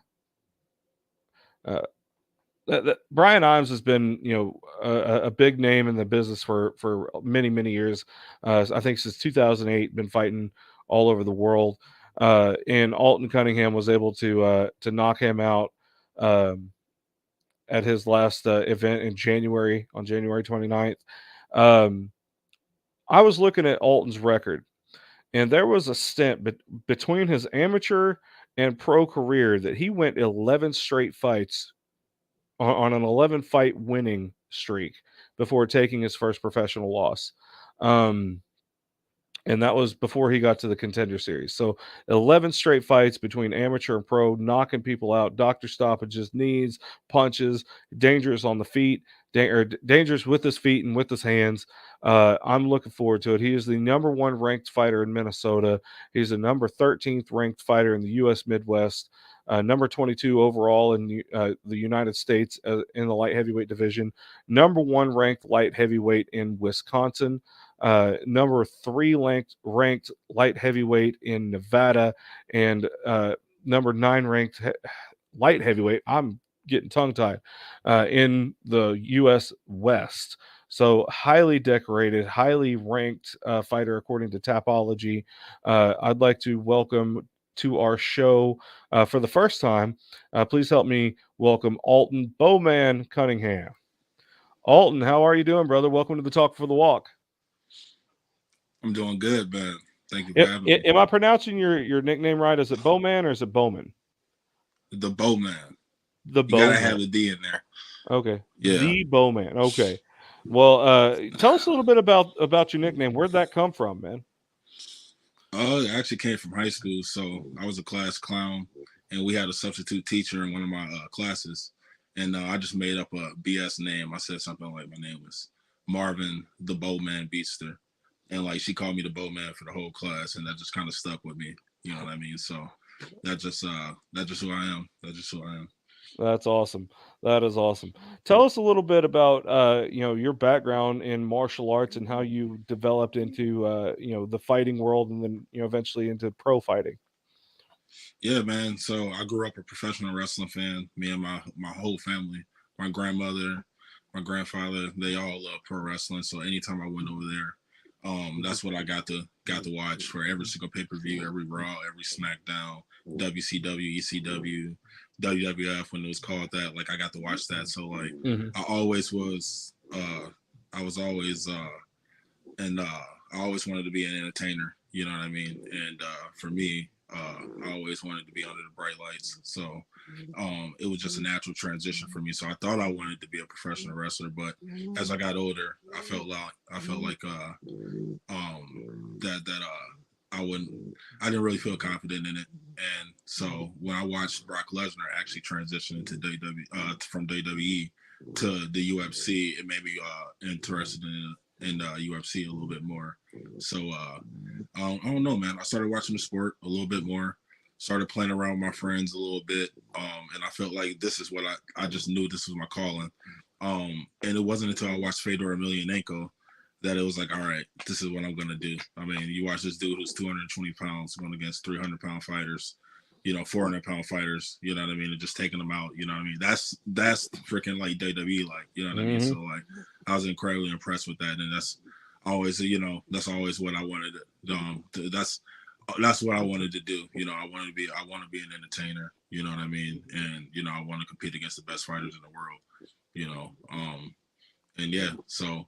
I got out of high school and I started competing. I started training in 2013 in kickboxing and taekwondo.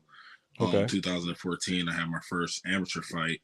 I did a year of wrestling in high school. I didn't do too much wrestling. But and you yeah, fought Rodney Nash in 2014, right? That was your first amateur fight? Yeah, so I started training in 2013. And 2014, a year later, I had my first fight. But I was kickboxing that whole time. How did that fight against Rodney Nash go? I mean, I know you won, but tell me a little bit from your perspective. It was pretty smooth, man. I mean, for me, like I didn't take no damage or anything like that right away. Right away, I was able to get him down to the ground. And that's where the fight was at for the first round. Almost finished him at the end of the first round with ground and pound. Second round, I hit him with some shots, rocked him, got on top, and finished him right away with ground and pound. So nice. I mean, I didn't take any damage. It was what were your? Do you remember? I know it's been a long time ago. It's been what, like 7-8 years ago now. Do you remember your first thoughts when you first made that walk into the MMA cage? Yeah. This is what I wanted to. This is what I've always envisioned. This is what you want to do. Go out there and execute. This is who you are. Now that you are obviously a multi-fight veteran, you've got a lot of wins under your belt, especially by way of knockout. You're becoming, you have become a well-known knockout artist. 10 professional bouts under your record. You're about to hit your 11th one. This last fight against Brian back in January, how has your mindset grown and matured? Coming from, say, for example, that first amateur fight to now you were on your 10th professional fight. Right. What's it like in your mind walking to that cage now? Man, I'm just trying to enjoy the process. I am enjoying the process, just slowing everything down. When I was I took some time off. I took 2.5 years off the sport, and at the time, I just wasn't being a professional. You know what I mean? And and I wasn't able to meet the requirements of what it takes to be a professional athlete. You know what I mean? And you got to have the right mindset. It's a lifestyle, man. And I felt like,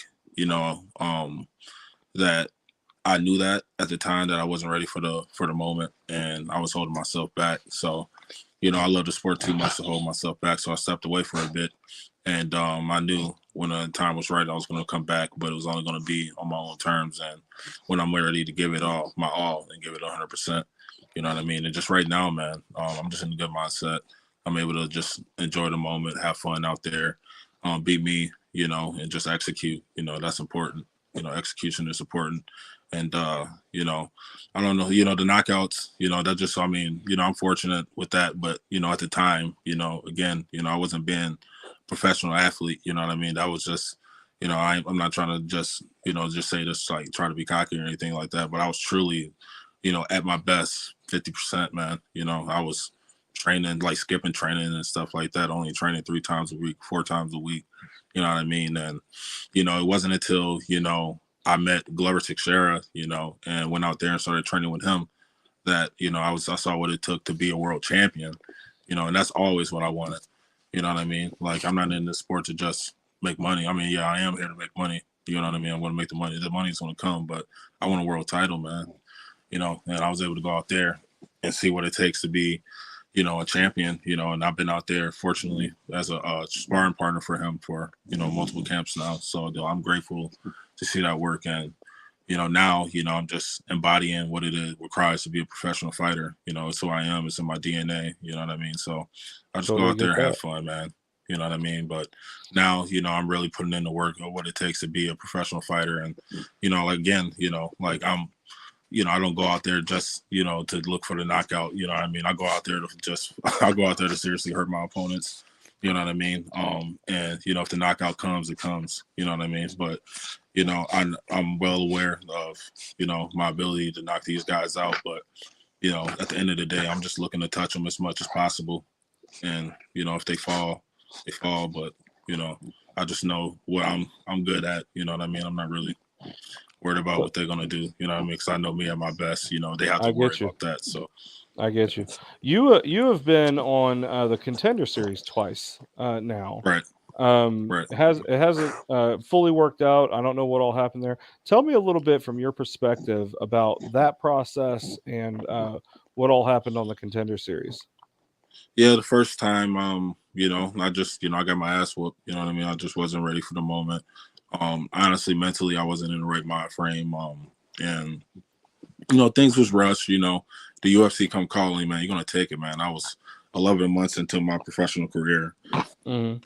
And, I get a call to go fight on Contender Series. I mean, that's how fast it happened, And at the moment, I just felt like, my mindset at the time, I just remember being like more of a fanboy, like, oh, man, that's Michael Bisping. Oh, there's Dana. Like, oh, this is cool, And the guy that, not realizing that the guy I'm going against is the very first guy to get the developmental contract from the UFC.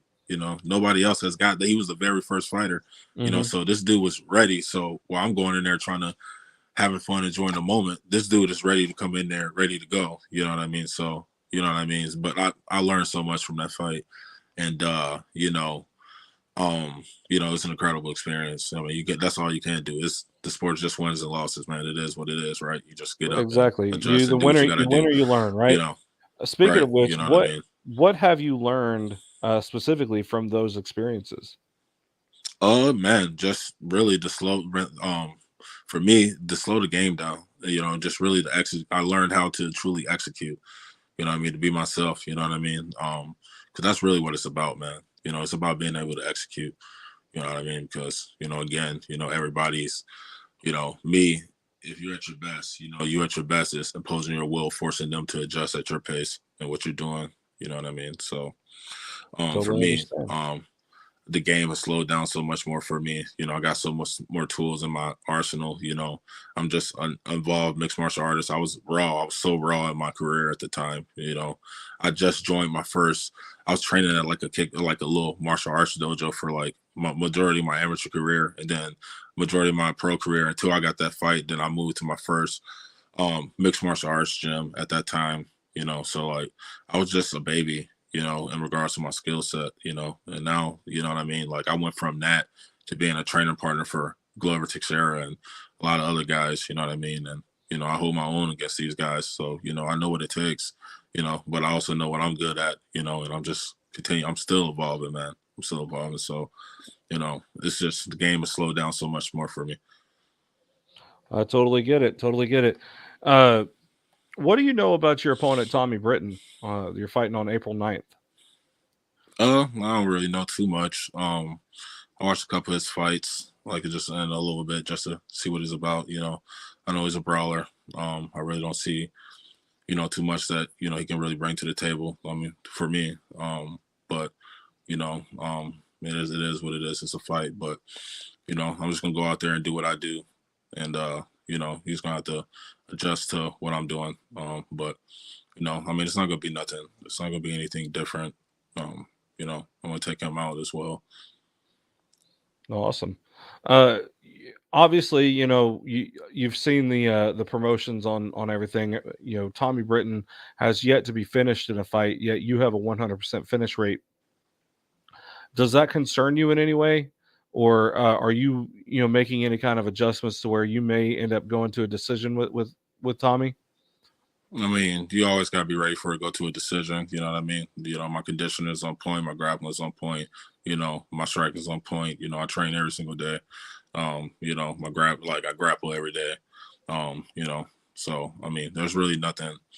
Just go out there and be myself, Again, I know me at my best. Is going to beat him at his best. You know what I mean? So, I'm just going to go out there, and it's going to be another finish. I know he's going to look for the finish too. So, see what happens. But I'm ready to go, man. Like the fight hit the ground. I'm ready. The fight stands up. I'm well more than ready. I'm bigger, stronger, faster. And I'm better in all aspects. But at the end of the day, I'm just going to go out there and try to touch this dude as much as possible. And if it goes to a decision, goes to a decision. But, I highly doubt it. All right. Before I let you go, before we get to our virtual face-off, we're going to take a break here in just a second. Before we get to that, do you have any friends, family, teammates, sponsors you want to give a shout-out to real quick? Yeah, I'll give a shout-out to my sponsors, Harbor Athletic Club, Canvas Club Boxing, Westcoat LLC, Gym, Give Yourself More. I'll give a shout-out to Wando's Bar and Grill as well, Explorium Brew Pub, Pro Roofing LLC, Mind Lock. I'll give a shout out to Mind Lock. Give a shout out to my gym, Chosen Few. My family. My lady. My manager, Josh Sterry, all my training partners, and yeah. Speaking of your gym, A Chosen Few, you have a few people fighting on the card from your gym. Can you give us a little bit of an idea who all's fighting and what to expect from those guys? Oh yeah, man, all those guys are training hard, man. Cub Hawkins. I believe he's a co-main event. He's one to look out for, man. He's making his pro debut. He has a banger of a fight, but he's gonna do really, really well. We got a lot of killers at the gym, man. Awesome. I'm really looking forward to this this fight with you and Tommy, especially. I know you both are highly touted professional fighters here, and this is going to be one heck of a fight. I'm looking forward to it. I'm hoping I can catch a stream of it because I'm not going to be able to make it to Wisconsin, especially on that day. But I definitely want to catch a stream for it and see what we can help promote with it as much as possible. I'm trying to find a picture I just saved for an overlay. That's not it. I'll find it here in a minute. Well, we are going to go to break real quick. We will be back. I'll bring you back up here, and you and Tommy will be having a virtual face-off. So just hang tight for a minute. I'm going to run a commercial, and we'll be right back. Thank you, sir, for your time. Good. All right, guys, you heard it right there from Alton Cunningham. They're going to be fighting at the Ogitchidaa Fight Promotions Warrior Games 12 coming up here in it's April 9th. They're going to have AMI and Pro MMA from the Marinette County Rec Center. That's located at 2501 Pierce Avenue in Marinette, Wisconsin. They're going to open the doors at 5 p.m. They're going to start the fights at 7 p.m. and you can catch the live stream at ofp.com.cleeng.com. You're going to get your tickets from ticketor.com/WITW. Make sure that you let everybody know who you're coming to support. Always going to be fun. They got pro fights, Tommy Britton versus Alton Cunningham. They got co-main event, Brandon Apfel versus Matt Gaffney. They got another pro fight, Alfonso Bell versus Nick Hawkins, and a lightweight title fight with John Turre versus Nathan Elm in the amateurs division. That's going to be fun, man. This is going to be a hell of a damn fight card, and we will be right back. We're going to have a brief intermission. Yeah, This will be for the Oklahoma Boxing and Combat Sports Gym. They are located at 5001 North Rockwell Avenue in Oklahoma City. For all of your boxing training, please come check out the Oklahoma Boxing and Combat Sports Gym. Contact Coach Maurice Williams for all your boxing training. We will be right back. Thank you guys so much.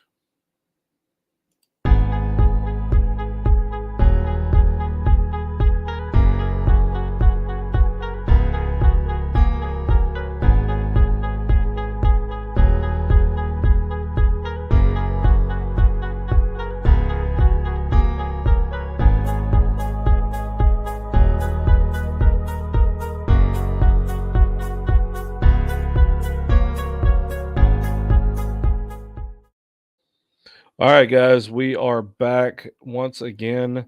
I'm trying to bring up this overlay. I tried to save it so that way you guys can. There it is. Boom. I could not find it. That's why labeling is important, ladies and gentlemen. This is the overlay for the Ogitchidaa fight promotions. Let me take this off so you can read the whole thing. All right, Warrior Games 12. You got Tommie Brickhands Britton taking on Alton Bowman Cunningham. It's going to be a real fun fight, real fun night of fights. They got a bunch of fights for the night. They got an amateur title fight. Looking forward to it. I'm going to be bringing on Tommie Britton and Alton Cunningham right now for a virtual face-off. Let me put this back up here. I'm going to take this overlay off. And I have with me Tommie Britton and Alton Cunningham, virtual face-off, first time ever on the Talk Before the Walk. Tommie, you got to hear Alton Cunningham. He sounds pretty confident that you're going to be one of his latest knockout victims, that he's going to be able to put his hands on you as much as he can. What do you got to say about that, brother? Man, I was scared, man. I was listening to him. I was like, oh my, I was like, oh my gosh. You know what I'm saying? I mean, it's no different than the conversations I've heard before. You know, I fought Bubba McDaniels, UFC, Bellator veteran. You talking about knockout rate? This motherfucker knocks everybody out. He got a fucking tombstone on his back of people he's knocked out. Young Bricks, they get knocked out. I fought John King, Glory Kickboxing veteran, also holds the fastest knockout in Glory Kickboxing. When I fought that guy, didn't even fucking strike with me. Took me to the ground, laid on me forever. I fought Lamont, fucking knockout artist, veteran, Bellator veteran. I didn't get knocked out, decision. I fought Gerard Trice, motherfucking 3-time national, Division I, Central Michigan, Jackson Wink. Trains at one of the fucking best gyms in the world.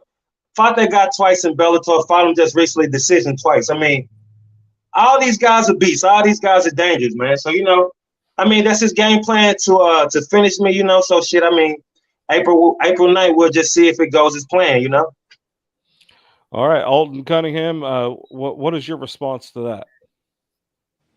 Yeah, see him April 9th, man. I mean, I ain't really nothing else to say. You know what I mean? I'm just gonna go out there and execute. Again, I know me at my best. I feel me at my best is better than him at his best.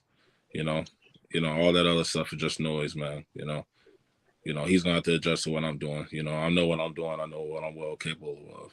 So, at the end of the day, I just know that regardless of whatever needs to be done, I'm getting my hand raised. Period.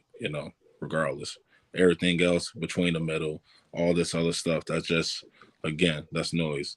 But what's gonna happen on April 9th is I will knock him out. If I don't knock him out, I will beat him by decision. If I don't beat him by decision, I'll beat him by referee stoppage. Regardless, I will be getting the win on April 9th, period. Tommie, what are you going to say about that? I'm just trying to whip some ass. I'm trying to whip some motherfucking ass. Listen, a feral cat or when I'm a fucking wild fucking animal. Like I said, all these guys is dangerous. I'm not worried about winning. I'm not worried about losing. I'm coming out to fight. This is glory, gladiator, glory style. All these guys doing the fucking bare minimum to fucking win, and they're wondering why they're not fucking fighting. They're wondering why they signed all these contracts. He's talking about, I fought a guy that signed a developmental contract. He got fucking cut because they barely fucking doing anything to fucking win, bro. So with that being, I'm laying everything on the line, 110%. You know how Mother Nature is volatile? I'm fucking volatile. I'm unpredictable, bro. So, I mean, I'm coming to fight. I'm coming to lay everything on the line. Shit. I'm coming to put a motherfucking fire to gasoline. That's what I come to do. This is sounding like it's going to be one exciting main event for Ogitchidaa Fight Promotions. Knowing am I saying that right? You know me personally, Justin Christian. When have you ever seen me not come to fight? You always show up. That's I ain't say you coming to fight, bro. I said I was gonna whoop your ass. That's what all I said. I mean, listen, I'm not worried about that. I'm talking to Justin Christian. I asked him a simple question. When have you not seen me come to fight? I agree. That's all. Well, that's all I'm saying. You know, I'm pretty sure, Mr. Alton Cunningham, you looked at both our records and the level of competitors we fought, right? Yeah. What about it? Oh, I looked at yours. You looked at mine. I'm just saying, though. You know, you got a nice, wonderful KO, 100% KO record. Wonderful, perfect. Thanks. You're gonna be another one, bro. Appreciate you, sir. Thank you, sir. Man, you're not. Hey, you know I don't talk shit, man, but you don't even believe it, bro. You don't even believe you can get the victory at all whatsoever. All I hear again, like I keep saying, regardless, that I'm gonna get the victory. You keep talking, oh man, you know me, bro. We're gonna fight in literally less than a month. In literally less than a month, you got to step across that cage and see me. So, period, regardless of everything that you're saying, it does not matter because when you look across that cage from me, you're gonna know that you in one for hell of a I'm not even gonna be looking at you. I'm not even gonna be looking at you when I'm in a damn cage. That's but I'm showing ready. less confidence. That's showing less confidence because I'm gonna be looking I mean, if you believe these false, like what this narrative that you believe in, why are you believing that narrative? Who gave you that narrative? There's no this fight, what do you got what do you got this tough man act? Oh, come on, man, get out of here, bro. Get out of here. There's no tough man act. I haven't said one thing except that I'm gonna knock you out. And if I don't knock you out, then I'm gonna beat the hell out of you for 3 rounds. That's all I've said. And I've said it with confidence. I haven't disrespected you or anything, man. I don't know anything about you. I just know what I'm confident. I know what I'm capable of. I've seen what you can do. And you at your best is not me at my best. And you know what? I'm training much, much harder than you. Much harder. I heard your interview. You grapple on one day, bro. I grapple every day. I strike every single day, bro. Bro, did you not just hear me say I went against 3-time national? I don't care who you want to get. Okay, all right. Just say you don't care then. All right. You gotta fight me. Right. You gotta fight me. You haven't said one time, you haven't said one time that you're gonna beat me. They offered your name. They said Chris Hicks offered your name. I said, sure. He said that you go look him up. I said, no. Anybody in my weight class, come on, let's go.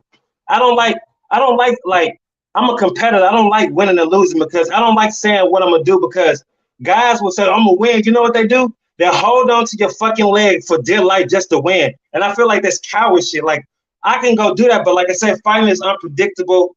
It's volatile. I know I'm gonna just go fight and give 110%. And with that, just know that it's improv, it's unpredictable. That's what I focus on. That's what I'm betting on to win, bro. I'm not going out there just holding on to a leg, just taking them down some pity pat. That's why a lot of these, why you think I ain't never been knocked out? That's what they do. They let me hold them down to the ref, this and the third. Come on, bro. So I've learned over the years through the game, you know, so I've been fighting since 2010. I fought some dangerous guys, you know. Winning and losing, a lot of people say, oh, they just win, and like I said, they'll never get anywhere. They never get signed. Nobody don't want to see that shit. The fans didn't come out to pay just for as a competitor, oh, I'm doing everything I want to win. I'm going to win. Yeah, that's fine and dandy, but you don't really get nowhere, bro. You don't really get no fucking where, bro. So with that being said, bro, I'm coming to fight, and with my style of unpredictableness being volatile, that's what I'm banking on to win, bro. And that's what you want me to say. That's what you want me to say. I don't want you to say. I want you to believe it, bro. Believe it, but you don't. You can't. I do believe. I do believe that I'm a win, but I'm not in the nature of saying, "Oh, this and the third." Sure. I'm optimistic. You know what I'm saying? Like I said, fighting is unpredictable, volatile. You know, you never know what's gonna happen. Me and knowing how I fight, shit, you never know what's gonna happen. You haven't fought one person that's like me at all whatsoever. You saying all these different type of names, but you're gonna see once you get inside that ring. I fought guys way tougher than you, bro. Everything you saying is noise, man. All right, fine, but Oh. fine. Well, well, that's gonna be on April 9th. On April that's 9th. gonna be your fault. That's gonna be your fault for missing out on the noise. I'm speaking to you, sir. But like I said, I fought monsters, bro. I I'm don't. not. That's all noise. That's the thing. That's all. All right, that's fine. We gonna All fight. right. We gonna fight. This right here is to hype the fight, regardless, bro. I can fight you Yeah, right we is gonna fight because the contract already signed and sent. We is gonna fight. Contract signed and sent, of course. April 9th. I am gonna take you out. All this other stuff is noise. Period. I don't know you. I don't need to say anything else about it. Period. You are getting taken out on April 9th. I am going to knock you out. Period. You say you haven't been knocked out before. You are going to, the fight will be stopped on April 9th. You saying everybody's shooting on you. Hey, I'm not going to sit there and say, hey, this is MMA. So if I take you down, I promise you when I'm taking you down, I'm going to take you down with intent of knocking you out with ground and pound. I'm not just going to sit in there and lay and pray on you. Volatile, unpredictable. Stand up, you are definitely getting knocked out. So improv, all that stuff is noise, man. Improv, volatile, unpredictable. I'm pretty sure you don't have a all I hear improv, volatile, unpredictable. Me telling you directly that I'm going to knock you out. All you keep saying is, "Oh man, that's your fault for missing out." Because it's like you're dumb. It's like you're not taking heed to the word. It's like you. I mean, all right, whatever, buddy. Okay, I'll see you in 4 weeks, man. See you in 4 weeks. All right, guys. Well, I got to wrap this up a little bit. We're running out of time. Hey, if Chris Hicks hearing this, look, I just want an Aaron Rodgers jersey. That's all. Look, I wanted Rodgers jersey. Look, because man, Aaron Rodgers is a diva, right? I wanted Jordan Love to start after the fiasco with Aaron Rodgers. I wanted that guy out of there. But I'm gonna say this: when I do win, just give me an Aaron Rodgers jersey. That's what he want. That's what he want me to say. When I do win, bro, just give me an Aaron Rodgers jersey, man. That's it, man. The fans of Wisconsin, I'm coming to give you guys a great show as if you guys were at the Coliseum watching gladiators fight, man. I ain't got no damn kids. I ain't got no wife. I ain't got none of that shit. I'm ready to lay this shit on the line. If I die, dying in the cage would be wonderful, would be beautiful for me, bro. That's all I got. I've been doing this shit since 2010, since I was 20 years old. You know me, they look at me and say, oh, tough guy. So what you think they did? They put me against all the toughest motherfuckers ever. Look at this shit. Been headbutted, all kinds of shit, man. Like I said, and you get better by fighting tougher competition shit. I didn't really learn all this and the third from the gym shit. I learned this shit fighting from tough motherfuckers, tough ass guys. So I'm banking on my experience here. All right. Well, I do have to wrap this up, guys. I appreciate both of y'all's time. I wish you both the best of luck. A happy, healthy training session up to the fight. I hope this is definitely going to be one of those fight of the night type of opportunities for both of you guys. I just want him to know that, like, this gonna be a fight, baby. This gonna be a fight. This gonna be a. I don't know what kind of image or whatever you got, like in your head, that these thoughts you formulate, whatever image you got, knock that out. This shit finna be a fight. I'm trying to go as long as I can fucking go in that motherfucker. As long as however many motherfucking rounds. If it's a fight, it's a fight. I'll be well prepared for it. But regardless, I'm coming out with the victory. Period. I'm coming out with the victory too. Shit. I'm coming out with the victory too. Moral victory. All right, man. I'll see you April 9th, man. Thanks for the interview, bro. All right, guys. You can catch that live stream at ofp.cleeng.com. You can get your tickets at Ticketor. I'm sorry, I messed that up. It's ticketor.com/WITW. You guys want to watch this fight? It's going to be happening April 9th. This has been a great episode of the Talk Before the Walk. Tommie, Alton, both of you guys, thank you so much for being a part of the show. We look forward to watching this fight. Man, good luck to you both, man.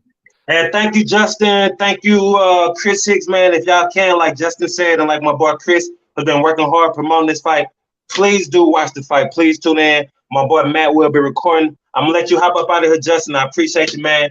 Have a great evening, brother. Later, brother. All right, guys, you heard it right there. Tommie Brickhands Britton going up to Wisconsin to fight at the Ogitchidaa Fight Promotions Warrior Games 12 event on April 9th at the Marinette Community Rec Center. It's going to be in Marinette, Wisconsin. Like I said, get your tickets at ticketor.com/WITW, and you can watch the live stream starting at 7 p.m. Central Time at ofp.cleeng.com. The link is in the comment section of this on YouTube. We will also post that link on the Talk for the Walk Facebook page whenever we share this video there as well. So thank you guys for tuning in. I have been your host, Cool Breeze Justin Christie, absent right now, but always with us in spirit is my tag team partner, El Papi Chulo, James Shelnut. We'll be back Tuesday with some more fight MMA news and interviews and whatnot. We'll be back on our regular schedule on Tuesday. So tune in to the Talk Before the Walk at the Fast Productions Facebook channel. Please like, share, subscribe, comment. We're trying to get as many subscribers as possible.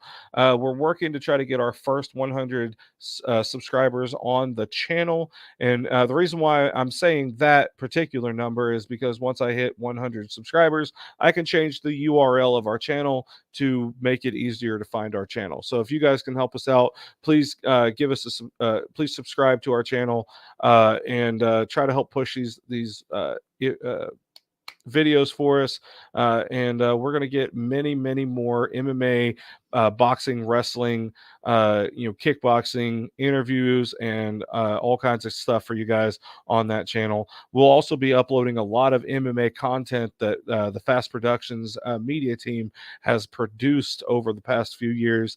I just got really got into video editing lately, and I'm going to be using that to kind of practice my game on video editing and seeing how well of a video editor I can become out of this. So, bear with me on the progress of that, and any advice you guys can give me on those, please leave them in the comments. I appreciate all the advice, criticism. Hell, even if you want to hate me in the comments. I'll take that too. So I appreciate all you guys for the Talk for the Walk universe. For everybody that's watching, all the MMA fans around the world, thank you guys for tuning in, and we will see you at the fights on April 9th for the Ogitchidaa Fight Promotions Warrior Games 12.